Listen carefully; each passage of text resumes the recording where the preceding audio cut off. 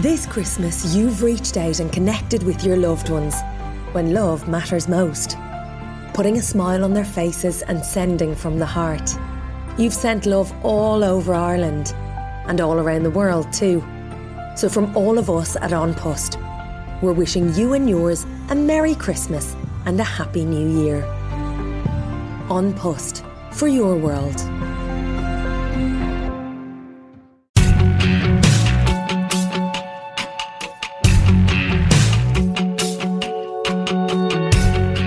Welcome back to Mama Mystery. This is episode 39. We are talking today about Todd Kohlhepp. Todd Kohlhepp, and my name is Austin Evans, and I'm a co-host. And I am your host, Kelly. And first, we're husband and wife. Yeah. We are. Anything else? Kelly's a crime fanatic. I'm fanatic. Not. So if this is your first time listening, I'm not a big crime person, but this is super weird because Kelly started having me on this podcast just to tell the stories to, and now I've become gradually more interested. Yeah, how about that, Austin? Yep. Kelly brings out the spookiest The crime in me. ya. Okay, yikes. Let's get into the show. So, before I get started, I want to thank our newest Patreons. We have a few to thank. So, Clarissa Mann, Justine, Haley Chambers, Beth Davis, and Jessica Hoffman. Thank you so much for joining our Patreon. Wah, wah, wah, wah. Guys, we really appreciate the Patreon support. It gives us a few bucks, and we really do appreciate it. It gives us big support. We appreciate, just like the Patreons, all the shout-outs. The podcast is growing due to you guys. Yes, and we had a huge giveaway on Instagram. Hillary Phillips won. She won a delicious smelling true crime candle from Southern Soy. Real blood on it, too, which is weird. It had like little red wax splatters on it to make it look like blood. But anyway, if you want your own, you can go to Southern Soy. They have an Instagram and an Etsy shop. She also won a hoodie that says True Crime Junkie, I think, on the front. Shoot, I'm like blanking right now. And the hoodie has blood stains also. It doesn't. That would be weird. But it's Sincerely Sarah Shirts. Also Instagram, also Etsy. So, yeah, go check them out. I tagged them on my page. If you join the Patreon, just real quick, you get early access to episodes, you get scripts, and then you also get stickers designed by Kelly that also have real blood stains on them from the murders we actually discuss. Nothing has real blood. Can we just put that out there? We're going to go ahead and get started with that. So, yeah, I'm going to warn you. This story is rough from the very get-go. There is no easing into this tale. It is rough from the start. So, here we go. The one thing I want you to think about, and I want to hear your take, if you listen to this and you want to go comment on our Instagram page, I feel like this is a story that really begs the question, are people born bad? Or do they become bad over time due to their circumstance? It's both. I think there's probably an argument for both. But do you believe people can be born bad? No. Okay. No. But I believe that people can be born with mental issues. Okay. Well, let's go ahead and talk about this story, then we'll venture back to that discussion. Mental issues that are bad. Not everybody born with a mental issue is bad. Well, sure. No, yeah. I think they know what we're talking about. Okay, so Todd Kohlhepp was born on March 7th, 1971 in Florida, but he was raised in South Carolina and Georgia. His dad, William Samsel, a military veteran, left when Todd was only 2 months old. So he was raised by his mom, Regina, or Reggie Tague. She remarried when Todd was about 5 years old to a man with kids named Carl Kohlhepp. So he was raised with some step siblings and adopted by Carl. So he took his last name. Growing up, Todd had an unhealthy relationship with his stepfather, would make comments about wishing he could live with his biological dad, even though he hadn't seen him or known who he was his entire life. But I guess some of those hard feelings started when his stepdad would pick his step-siblings up from school, but not Todd. Todd was a bit of a troublesome kid. He was known to be aggressive towards other kids, and if he didn't get what he wanted, he was quick to just turn to violence. He would throw sand. He would damage other kids' property. One time on the school bus, Todd took a pair of scissors and stabbed a little girl in the leg because she made him mad. Lunatic Todd. Yikes. So another time he had begged his mom for a hamster, and she told him, no, Todd, you have this pet fish. We're not getting you a hamster. Like, you already have a pet. So he took his goldfish out and put it in Clorox bleach. Murdered a goldfish. Killed it. At how old? I don't know, but he was a kid. What if the episode right now, that was the end of it? The guy murdered a freaking hamster. Austin. Sorry, guys. Austin, don't be silly. He also reportedly shot a dog with a BB gun for no reason. Good Lord, Jandis. And he was kicked out of Boy Scouts for always being disruptive. Now, if you have followed true crime and you know anything about it, Austin, I know you kind of don't, but it's a huge red flag when a kid is abusive towards animals, because that is kind of where it starts for a lot of serial killers. I have seen that. Yeah, they abuse animals, Yeah. and then the thrill of that just, it grows, multiplies, and then they think the next bigger thrill is going to be humans. So often you see it where they abuse animals in the beginning.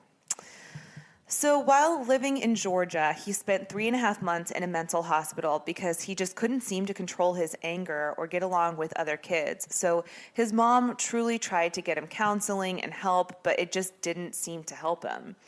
At the age of 9, the counselor said that he was explosive and, quote, preoccupied with sexual content. Age 9. Age 9. Yeah. Then, when Todd was about 12 years old, his biological father showed up one day out of the blue, and Todd really wanted to go live with his dad, but Reggie was not quick to just, let him go. And in fact, to try and coerce him into staying, she went out and bought him all new furniture for his bedroom. And in response, Todd took a claw hammer to the furniture and destroyed it all. Good Lord, this kid has yeah, got serious problems. serious issues. So Reggie feared for her life and would lock Todd in his bedroom at night and then lock herself in her bedroom in an attempt to keep them both safe. But eventually she gave in and let him go live with his dad. So it was expected that Todd was going to spend a school year with his dad out in Tempe, Arizona. Is it Tempe or Tempe? We're just going to call it Temp. Okay, Tempe, Arizona. But Todd was almost immediately let down when his dad left him at home alone for days at a time. He would say he was going on business trips. It was rumored he was actually going out and spending time with his girlfriends. He just kind of abandoned him. So in 1986, when Todd was about 15, he was left at home for a few days when he went to this girl's house down the street. It was a girl he apparently had a crush on. She was 14 at the time. He kidnapped her from her house at gunpoint, brought her to his house, tied her hands with rope, put duct tape over her mouth. He raped her and held her there until finally letting her go. He walked her back home and told her that if she told anyone, he would kill her little brother and sister. But someone did call the police, and when they came to Todd's house, they found him with a rifle just pointed at the ceiling. And his first response to the police was, "How much time am I going to get for this?" And he later explained that he was just doing it out of anger towards his father for leaving him to spend time with his girlfriends. I just have jaw drop reaction, guys. I don't even have anything to say. Whether or not his dad was actually out with girlfriends at the time is unknown because he claimed he was on a business trip. But either way, Todd has serious anger issues, and he was only 15 at the time. So was it wise to leave him at home regardless of the reason? No. 15 years old, how much time am I doing? Yeah. I mean, this kid, it's just problems from the get-go. So Todd ended up getting tried as an adult for the rape of this girl, and during his psychiatric evaluation, he appeared to show deep emotional disturbance, but not psychosis. He showed signs of ego inflation, extreme rebellion against authority. The doctor also wrote that the only emotion Todd was capable of showing was anger. His IQ was tested and he scored a 118, which is above average. But despite being intelligent, his grades really suffered, likely because he couldn't stand authority. So when Todd was in jail, none of his parents wanted to claim him at first. His mom received letters from Todd expressing his regret, but she told his probation officer that she didn't believe him and that he simply wanted to get out and have his weapons shipped to South Carolina. And she could see through his half-ass apologies and knew he was just saying like what they wanted to hear. So he spent a while in there going back and forth, while in jail, going back and forth with the court. Eventually, the case was resolved when Todd agreed to plead guilty to kidnapping in exchange for the sexual assault charges being dropped, which is a huge miscarriage of justice, by the way. I was just going to say, does that seem fair? No, not okay, even I didn't a little think so, bit. but I don't know how this stuff's handled. The judge had a hard time deciding what to do with Todd because their juvenile detention program was overflowing, and a juvenile probation officer recommended that he receive adult incarceration, stating, quote, "It is highly unlikely that a problem that has existed since he was approximately 15 months old can be cured in less than 3 years treatment," unquote. So ultimately, Todd was sentenced to 15 years without the possibility of parole when he was just 15 years old, and that was for the kidnapping charge. So he served it. Yes, he did serve it. 2 months after he was admitted, he was in trouble for disobeying. I say admitted, like admitted to the prison. Mm-hmm. He was in trouble for disobeying orders. For a few years, he continued getting in trouble for things like fighting, destroying property, stealing, and being absent. But then by the time Todd was about 20, he finally seemed to kind of figure it out and didn't commit any other offense for 10 years while he served the rest of his sentence. God, you talk about can you be born bad in the very beginning?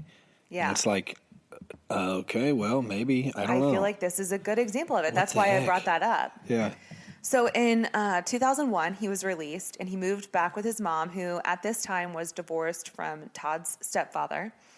He had to register as a sex offender and quickly got a job as a graphic designer for an athletic wear company.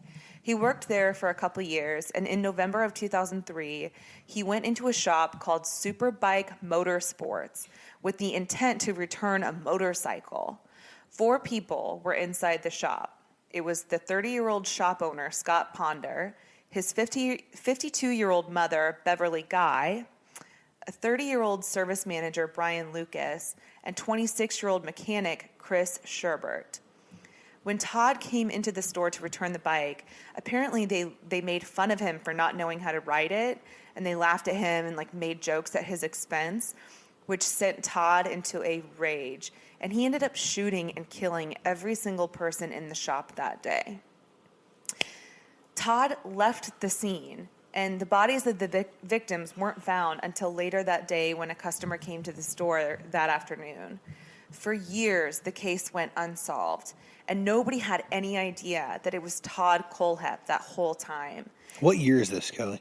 2001. No cameras in the store or anything? He got out of prison in 2001, and then the this was shortly after. The murder was in 2003, I believe. So no cameras, and for years theories ran wild. One theory even involved the Mexican drug cartel. He literally left no evidence behind, and there were no surveillance cameras in the shop. So, yeah, and a lot of people were kind of talked about as suspects. But nobody ever thought Todd Kohlhepp. They even went and looked at the manifest on that day, all the customers that had come in that day, phone calls. So this dude goes. Todd was on the list, but they just never suspected him. That's nuts. Yeah. So meanwhile, after the murder, Todd got into real estate, and in 2006. He applied for his South Carolina real estate license, lying on his application about being a sex offender. He just completely omitted that fact. And at the time, the applications didn't require a background check. So when he admitted that he had a felony on his record, he said it was for kidnapping, but explained that it was just a big misunderstanding. He wrote that it was because of a heated argument that he had with a girlfriend. And he said during their argument, that I guess their dog got out. So they went and looked for the dog, which took hours. And then the girlfriend's parents got so worried, they called the police. And it was basically the parents pressing the kidnapping charges against him. So he just kind of lied his whole way through it. Right. His license was approved, and Todd worked as a real estate broker for another company while he built his own business that he later called TKA Real Estate. TKA Real Estate went on to have about a dozen employees, and Todd was doing really well. Mortgage lenders described him as an effective communicator and a pleasure to talk with when it comes to getting deals done for his clients. One builder even described him as incredibly personable. Then in 2013, Todd earned his pilot's license, although it's unclear what he used it for other than maybe just to like fulfill a childhood fantasy or something. Mm-hmm. But not everybody had a great recommendation for Todd. Some people who had business dealings with him described him as domineering, egocentric, a bragger who talked about his BMWs, guns, and how well he knew how to shoot them. One man, Michael Foster, who works as a pastor for a Presbyterian church, rented a house from Todd and described him as, quote, a creepy dude and just someone who makes everything about himself. Someone that just talks a lot about money and a lot about how many people work for him, end quote. In 2014, Todd bought 95 acres of land for about $305,000. So real quick. Yeah. We're about 10 years out from knowingly that he did any. Yes. Whatever. You get what I'm trying to say. Yes. We're about 10 years out from his last crime that we know of. Yes. Okay. So he bought 95 acres of land. And making like a decent life for himself. Yeah. He has his own business Doing now. well. He has somehow... Kind of flipped the script. Yeah. What the heck? Okay. Yeah, totally flipped the script. So he bought this 95-acre piece of land, and then he immediately put a chain link fence around the entire property. The fence alone cost about $80,000. And the seller of the land remembered Todd wanting nothing to do with anybody and found it strange that he just wanted the land with like no real intent of doing anything with it, because he had a home and he only had this land for his storage shed and a storage container. So there was no home or anything on the property. Then Spartanburg County investigators caught wind of some disturbing internet activity. On Amazon, an account under the name Todd Kohlhepp showed purchases for things like padlocks, tactical gear, targets, knives, creeper shit, gun accessories, and books about snipers and emergency war surgery. Under some of the items that he purchased, he was leaving reviews, and one review was for a knife dated September 13th of 2014, and it says, quote, haven't stabbed anyone yet, ... yet, ... but I am keeping the dream alive, and when I do, it will be with a quality tool like this. What? Okay, before you said the creepy review part, I was just thinking this. I've gone on, you probably know this about me, I go on really weird spurts with stuff. And I've been in spurts of my life where, like, I'm hardcore down rabbit holes researching sniper rifles or SCAR AR-15s. I don't think anyone's going to really be able to relate to that on this podcast. Not on this podcast, but, like, I'll get real into it. And now thinking about that, I think of how freaking weird I look. Yeah, I feel like that probably threw up some red flags on, like, some surveillance. Like, I'm, like, tricked out Remington 700. Yeah. Can shoot X number. And then I sit there and I almost buy it. And then I think, why would I ever need this? This is the stupidest thing ever. And I get out of it. Thank you. I haven't bought one, so you're good to know that, babe. Thank you, Austin. So, thank you for that input to the show. No, I do appreciate it. I mean, it is interesting how, like, babe, check out my search history. It's like crime scenes and it's all these random things. Like I'm how to get away with washing blood. Or no, I don't search for those things. But I did search for something the other day, and I can't remember what it was. Now it's going to drive me crazy. But I just remember thinking in my head, like, how psycho I probably looked Googling this thing. But it was for the podcast. If you ever really want to throw off, like, if you ever really want to catch your significant other, or just anyone for that matter, off guard, go to their Google and click on the bar and see what pops up. Oh, yikes. That's gotten me into some trouble. Yeah, we don't talk about it here. I got caught looking up Machine Gun Kelly. It's a whole thing. We're not going to talk about it right now. Anyway, so in another review for a shovel with a foldable handle, the user, Todd Kohlhepp, wrote, quote, keep in car for when you have to hide the bodies and you left the full-size shovel at home. Does not come with a midget, which would have been nice. This guy's a weirdo. Just weird. And got weird fantasies. He obviously has/wants to fulfill. You know, it'd be one thing if you hadn't killed people. Like, maybe you just got a weird, dry sense of humor that I just don't really fully get. Which still isn't funny. But you've killed people, dude. Like, you can't make jokes about killing people if you've done Haven't killed anybody yet. Yikes. Yet. That's weird. Yeah, anyway. So then on August 31st, 2016, Kayla Brown and her boyfriend, Charlie Carver, went missing. The pair was dating, and their disappearance was immediately suspicious when they both stopped answering calls and texts, and Kayla left her dog unattended in her apartment. It was totally out of character. Who just leaves their dog with, obviously they didn't just run away. The search for the pair went on for weeks until finally their last cell phone activity led them to Todd Kohlhepp's house. So apparently Kayla had cleaned for Todd a few times before, because he had some real estate properties, and before he would go to sell them, he'd have them cleaned, so Kayla would be the one cleaning. Makes she sense. never found his behavior as odd or anything like that. It was strictly a business relationship. So on the day that she and Charlie went missing, they were supposed to come clear some brush for Todd on that big 95-acre property. And she went to Todd's house to get the keys to the property, and she was supposed to go out there on her own, but Todd insisted that he lead them out there so that he could unlock the chain link fence that surrounded the property and show them around. So once he met them there, he unlocked the gate, led them to a storage shed on the property, locking the gate behind them, of course. And this storage shed is in the middle of the property. So he brings them out there, and Todd had plans of his own that didn't include clearing the brush. I'm sure you probably already know that.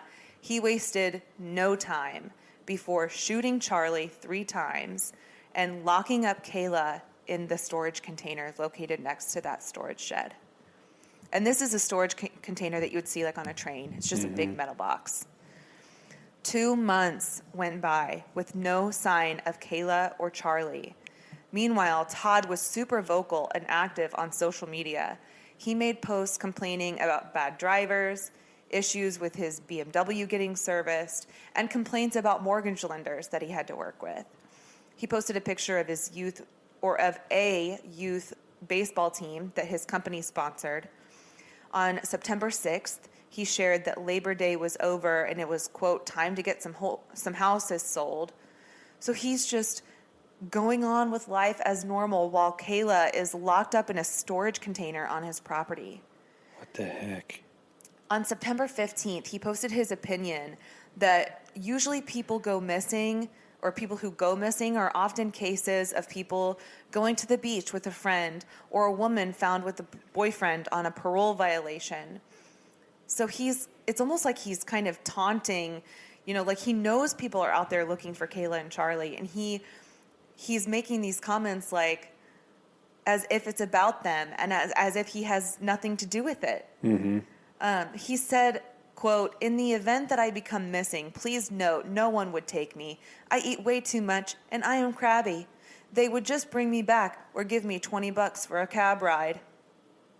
End quote. So I don't know. He thinks he's funny. I don't find it funny at all. Not obviously, at all. But it's just. I wouldn't even find it funny if he wasn't a killer. Exactly. Yeah. Yeah. Not only are you not funny because you're a murderer, you're just not funny. You suck. Oh, we just said that at the same time. So when law enforcement finally put the pieces together, they were able to trace Kayla and Charlie's cell phone locations to Todd's house and also the 95-acre property. So they have some police who go to Todd's house to talk with him, and at the same time, they have police who are going out to his land.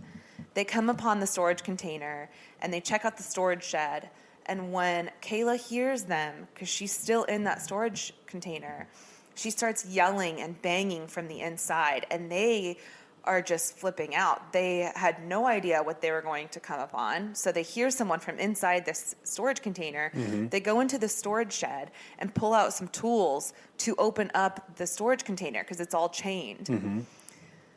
So they get it unlocked. They find Kayla Brown in the very back of the storage container. She's on a mattress with chains around her neck and ankles. What? Just locked up like a dog. For how long? 65 days. Oh, my God. The discovery was actually captured on video and is available to watch on YouTube. No way. The entire video. Are you serious? Yes. Kayla has since come out and said that she approves of her identity being released and the footage being released in hopes that it will be helpful in the future. She's also gone on Dr. Phil and done interviews. I bet you watched the video, didn't you? I did. And it's creepy. It is kind of upsetting just because, they're going into the storage container and at first all you see is just junk, kind of, what you would expect to see in a storage container, I guess, just stuff kind of haphazardly put around. And then in the very, very back, and all I can think of is like she was in there for 65 days with no sunlight unless he took her out, because he would take her out once or twice a day to feed her and then make her do like sexual things. And I'll get to that in just a second. But just the thought, think about that. 65 days. Yeah. Your No REM sunlight. cycle, like your daylight and night like cycles are probably so messed up because you don't see any daylight. Mm-hmm. You're just constantly in pitch black darkness. I can't imagine that. So Kayla, being just incredibly brave, immediately told police, literally while she's getting the chains cut off her neck with bolt cutters, that Charlie David Cotter was shot and killed, that Todd rolled him up in a blue tarp, put him in the bucket of a tractor, and buried him on the property, and that they'd also find more bodies on his property. And sure enough, with this tip, they were able to locate the bodies of Johnny Joe Coxey and his wife Megan Lee Coxey, both in their 20s, buried on the property. They had been missing since December of 2015. They, too, were hired to do some work on the property, and Todd shot them both. And he killed Johnny first and then Megan a week later. So real quick about this couple. They disappeared, but this was kind of a sad deal because they had trouble with the law, trouble with drugs. Megan apparently had a baby that was addicted to heroin, and she had done heroin. So they're not the most upstanding citizens. And when they disappeared, a lot of people thought they just ran off together to just do drugs. Right. But in fact, they actually left a baby behind. And so now this baby has no parents. And it wasn't because they ran off. It was because they were looking for work. And who knows if Megan or Johnny or both of them were trying to find some work to get their life together. I mean, you really just never know. But it's just sad that for this long, people probably assumed that they were just off, living the high life. Mm-hmm. But in fact, they were buried on this psycho's property. Gosh. So Kayla told the police that Todd would have Kayla perform sexual acts on him, and that he said he didn't believe in rape. So if she said no, he would tell her that she was there for a purpose, and that if she didn't fulfill that purpose, he would get rid of her just like he got rid of people in the past. So she would say no, and he wouldn't force himself on her, which is, not what he did when he was 15. Right. And, I mean, you're keeping a girl chained up in a container, so, don't try to push your moral high ground on me right now because I'm not buying it. Right. But it's safe to assume, though, that his motive for killing Megan was probably because she wouldn't perform sexually for him. Mm-hmm. And apparently she had even told, I guess Todd told Kayla that he couldn't stand Megan's mood swings and that she would just she was too much to handle. And so it doesn't surprise me that Megan probably rejected him and fought back, and then he ended up killing her. But Kayla, knowing that he's serious, probably knew how to play this game to stay alive and just, did what he said. What a freak, 65 days. Yeah. He also bragged about killing people in the past and said that his dream was to have a list of victims in the 3 digits, but that right now his number was in the high double digits. So once they rescued Kayla, they immediately arrested Todd. He later confessed to the killings at the sports bike shop in exchange for allowing him to talk to his mother. While he met with his mom, he admitted to the killings and told her that there were many more victims aside from the ones the cops knew about. And when she asked how many, he said, "You do not have enough fingers." Todd Kohlhepp pled guilty to 7 counts of murder, 2 counts of kidnapping, and 1 count of criminal sexual assault. He was sentenced to 7 life sentences with no possibility of parole. So he's gone. However, we still don't have any information on any past possible victims. There have been some cases that they've tried to tie it to, but ultimately nothing's come of it. He has not admitted to any additional victims. And he's in the double digits, he said. Exactly. Like, he's admitted that there are some out there, but he won't come out and say who they are or where they're from. So honestly, I don't even know if this guy is just saying it to brag because he thinks it makes him look like Billy Badass to be like, yeah, I've got a body count in the double digits. When I hear this type of thing, this is when I really feel like the death penalty is appropriate, which I know that might offend some people. I don't care. We can all have our own opinion. That's fine. I just, like, this person has killed double digits of people, has zero remorse, had people tied up for 65 days in the dark and performing sexual. I mean, like, make an example. It's really sad that his body count of people he's killed is probably triple, if not quadruple, if not 100 times more than the people he's actually had sex with. And it's really sad that the only way he was able to do that is to force girls into doing that. That's pathetic. You are exactly where you deserve to be. You're in prison for the rest of your life. You're going to rot there. You're going to have nothing but authority constantly over you. You're never going to be able to be a boss or a CEO or a leader of any kind. He's exactly where he needs to be, in a cage where he can just dwindle off and diminish into nothingness. I mean, I know some people say that it's more punishment to be in, a solitary unit for life rather than dead.